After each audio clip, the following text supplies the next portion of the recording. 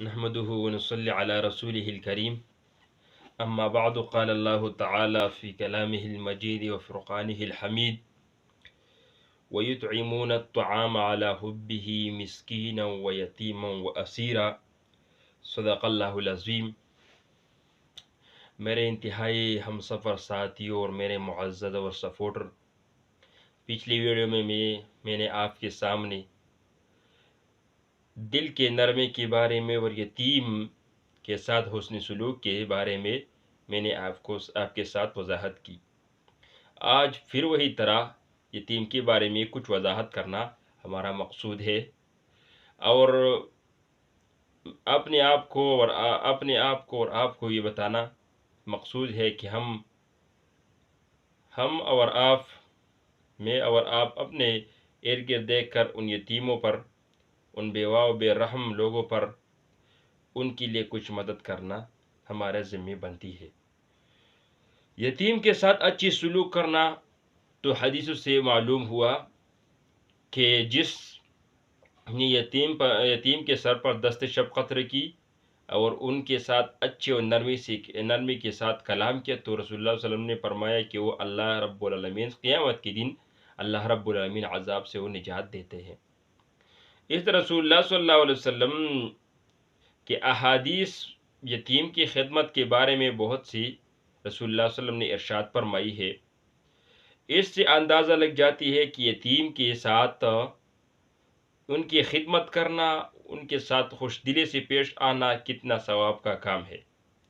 اور متعدد جگہ میں اللہ رب العالمین نے قرآن عظیم الشان میں مجھے اور آپ کو یہ حکم دیا کہ فَأَمَّا الْيَتِيمَ فَلَا تَقْهَرْ، یتیم کو مت دباؤ، یتیم کے ساتھ سختی سے پیش نہ آؤ، ان کی مال نہ کھاؤ۔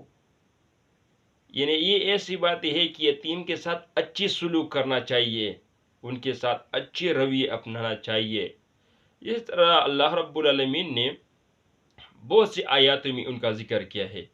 جو لوگ یتیم کی عزت کرتے ہیں، ان کی خدمت کرتے ہیں اور یا ان کی خدمت نہیں کرتے اور ان کی عزت نہیں کرتے، تو یہ خدمت نہ کرنا، یہ عزت نہ کرنا، یہ ان کے لیے عذاب کی سبب ہے، اور ان کے لیے رزق کی تنگی کا باعث بنتی ہے۔ یہ یتیم کی عزت نہ کرنا، ان کی حوصلہ افزائی نہ کرنا، ان کی خدمت نہ کرنا، ان کے لیے یہ رزق کی تنگی کا باعث ہے۔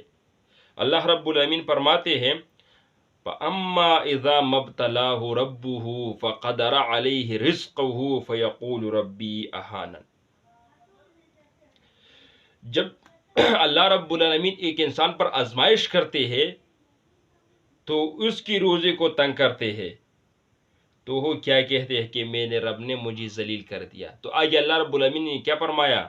کَلَّا بَل لَا تُکْرِمُونَ الْیَتِیمَ، یہ ہرگز ایسے نہیں، بلکہ آپ یتیم کی عزت نہیں کرتے۔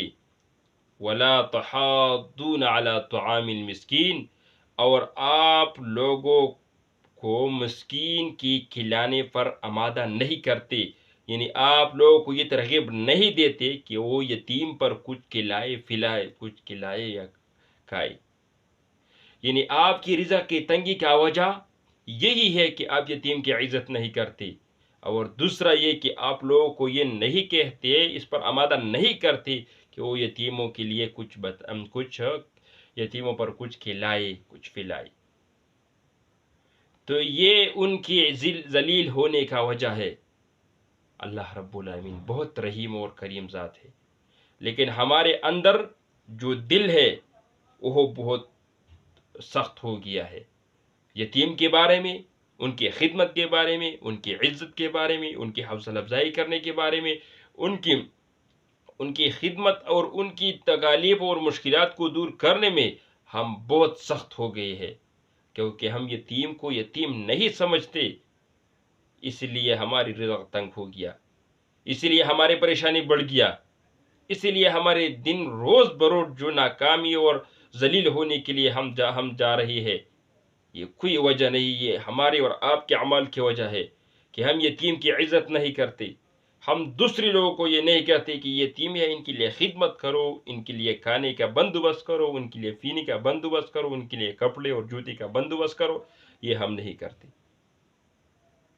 تو یہ ہمارے ذلت کا سبب ہے۔